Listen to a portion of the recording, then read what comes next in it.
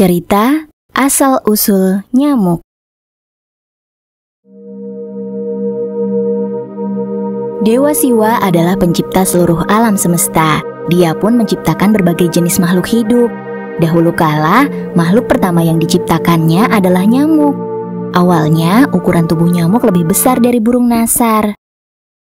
Anak-anak, ayo, lekas kita pulang. Sudah hampir waktunya para nyamuk menyerang manusia. Saat menjelang malam, para penduduk desa selalu menyuruh anak-anaknya pulang dan tidak ada yang berani berkeliaran di luar karena takut dimangsa nyamuk. Ketika malam tiba, para nyamuk itu keluar untuk memangsa dan memakan manusia. Tolong, aku diserang nyamuk, tolong. Biasanya orang yang dimakan nyamuk tubuh dan darahnya akan habis, hanya tersisa tulang belulang. Semua orang ketakutan, tetapi mereka tidak tahu cara mencegah nyamuk tersebut. Nyamuk-nyamuk itu sungguh buas. Hingga saat ini, penduduk desa kita sudah banyak yang dimakan. Kalau begini, kita juga akan kesulitan mendapat uang. Jika nyamuk-nyamuk itu terus menyerang kita seperti ini, selamanya kita akan hidup dengan ketakutan. Aku punya ide. Mulai sekarang, penduduk desa harus bergiliran satu persatu mengorbankan dirinya untuk dimakan oleh nyamuk. Iya, benar sekali. Ayo kita lakukan saran dari ketua. Aku setuju. Ayo kita berkorban demi para penduduk. Setuju dengan saran ketua. Sejak saat itu, penduduk desa bergiliran mengorbankan diri mereka untuk dimakan nyamuk setiap malam. Ayah, ibu, aku pamit pergi. Tolong jaga diri kalian baik-baik. Selamat tinggal. Aku harus berkorban untuk keluarga kita. Anakku sayang, jangan pergi, nak. Aku tidak bisa hidup tanpamu, nak. Sekali, nak. Malam ini kau akan jadi makanan nyamuk. Putri dari seorang pria kaya secara kebetulan mendengar hal tersebut. Lalu dia berniat untuk membantu para penduduk. Karena dia merasa kasihan terhadap penderitaan para penduduk yang senantiasa mengorbankan diri mereka, dia merasa bahwa dia tidak bisa terus diam melihat hal tersebut. Tolong, sakit sekali, tolong. Kalau aku tidak segera membantu mereka, mereka semua akan menjadi makanan nyamuk, yang artinya seluruh manusia akan punah dari bumi ini. Tidak, aku tidak bisa diam saja seperti ini. Setelah memikirkan hal tersebut, dia langsung berdiskusi dengan kedua orang tuanya untuk mengunjungi para penduduk satu persatu. Ayah, ibu, aku ingin bergabung bersama penduduk desa untuk bersama-sama menyelesaikan masalah nyamuk ini. Tapi jikalau rencanaku gagal, setidaknya aku sudah menyelamatkan sebagian orang. Apa? Kenapa kau bisa berpikiran bodoh seperti itu? Semua orang melarikan diri dari kematian. Tapi kenapa kau malah mendekati kematian itu? Aku telah menghabiskan banyak uang untukmu agar kau tidak menjadi korban para nyamuk itu. Tetapi, kenapa kau malah membahayakan dirimu sendiri, anakku?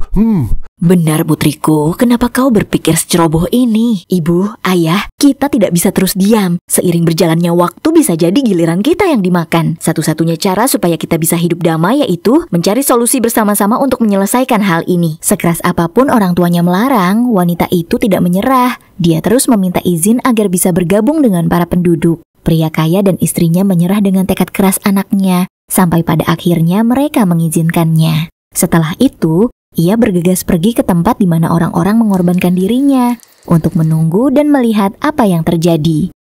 Dia memperhatikan gerak-gerik para nyamuk itu. Ternyata para nyamuk lemah terhadap bau asap. Nyamuk yang menghirup asap tersebut biasanya keracunan lalu terjatuh.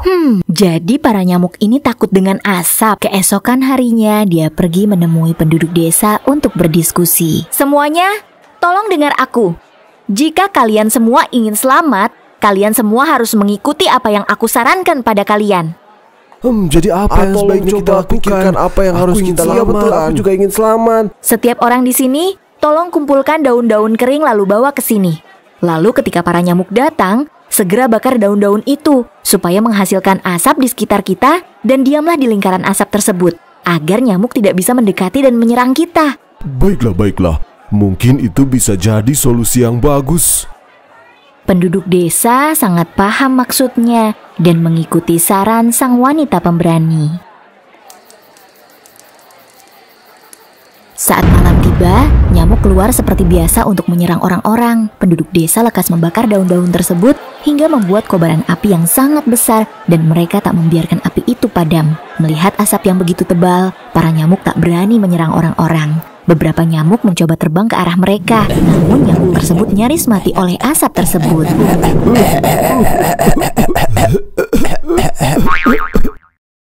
Kemudian, para nyamuk pun berkumpul. Jika ukuran tubuh kita besar seperti sekarang, kita akan kesulitan menyerang dan memakan manusia. Karena saat mereka melihat kita, mereka lekas menyalakan api dan membuat kita kesulitan untuk menyerang mereka. Oleh karena itu, kita harus memberitahukan hal ini kepada Dewa Siwa dan meminta kepadanya supaya mengubah tubuh kita ke ukuran yang lebih kecil. Jadi kita bisa diam-diam menyerang dan menggigit mereka, karena mereka akan sulit melihat kita. Hal ini juga akan mempermudah kita. Itu benar, Ketua. Kita harus memohon kepada Dewa Siwa. Setelah itu, para nyamuk berkumpul lalu terbang ke surga. Ada perlu apa kalian datang ke sini, nyamuk-nyamuk? Yang mulia, kedatangan kami ke sini untuk meminta sesuatu kepada Yang Mulia supaya mengubah ukuran tubuh kita menjadi lebih kecil sehingga kita bisa mudah menyerang manusia. Baiklah, aku akan mengabulkan permohonan kalian dan mengubah ukuran tubuh kalian menjadi lebih kecil. Tetapi setelah aku kabulkan semuanya, kalian tidak akan bisa mengubah ukuran tubuh kalian ke bentuk asalnya. Baik, Yang Mulia. Kami sudah mempertimbangkannya dengan baik. Baiklah, jika begitu, sekarang akan kuubah tubuh kalian. Pada saat itu, Dewa Siwa mengubah tubuh para nyamuk menjadi kecil seperti nyamuk yang ada saat ini. Terima kasih, Yang Mulia. Tubuh yang kecil seperti ini ringan sekali. Bukan begitu, teman-teman? Benar, kita lebih leluasa bergerak. Benar-benar, kita jadi bebas bergerak. Setelah tubuh mereka berhasil diubah, mereka mengucapkan rasa terima kasih kepada sang dewa lalu berpamitan untuk kembali ke bumi. Kemudian mereka terbang dari satu desa ke desa lain untuk menggigit manusia. Sekarang, ayo kita coba menggigit manusia. Benar-benar, ayo kita lakukan. Aduh, tolong aku. Manusia ini menepukku hingga lengan kakiku patah. Tolong aku. Manusia jadi bisa menepuk para nyamuk hingga mati. Adapun yang selamat, kaki dan tangannya patah. Oh, tolong aku. Sakit sekali. Tolong aku. Tolong. Tidak hanya lega, kini manusia merasa bahagia dengan hal itu. Lalu para nyamuk pun berkumpul kembali. Lihat sekarang, manusia membuat kita menderita.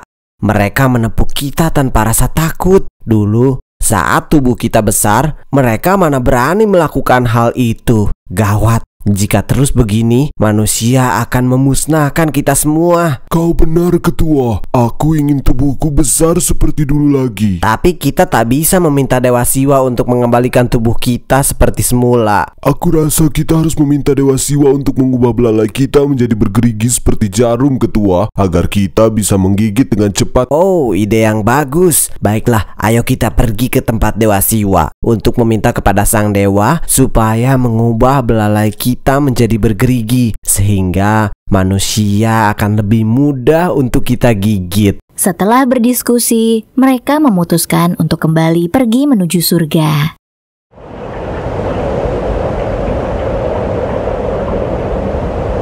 Ada apa lagi kalian datang ke sini, nyamuk-nyamuk? Yang Mulia, kami mohon kepadamu untuk mengubah belalai kami menjadi bergerigi agar kami mudah menggigit manusia. Hei nyamuk-nyamuk, permintaan kalian sekarang akan menjadi permintaan yang terakhir. Ya, Yang Mulia. Setelah mendapatkan apa yang mereka inginkan, mereka pun pamit kepada sang dewa dan kembali turun ke bumi. Mereka sekarang terbang siang dan malam untuk menggigit manusia, dan mereka bisa menggigit lebih cepat. Tetapi, tak sedikit dari mereka yang mati karena ditepuk oleh manusia. Tolong aku, sakit sekali. Sejak saat itu, manusia hidup dengan damai tanpa ada rasa khawatir dimakan lagi oleh para nyamuk. Aku pikir Belajar memecahkan masalah lebih baik daripada mencoba menghindarinya. Syukuri dan nikmatilah apa yang kalian miliki saat ini, karena kalian akan menyesal saat sesuatu tersebut sudah tiada.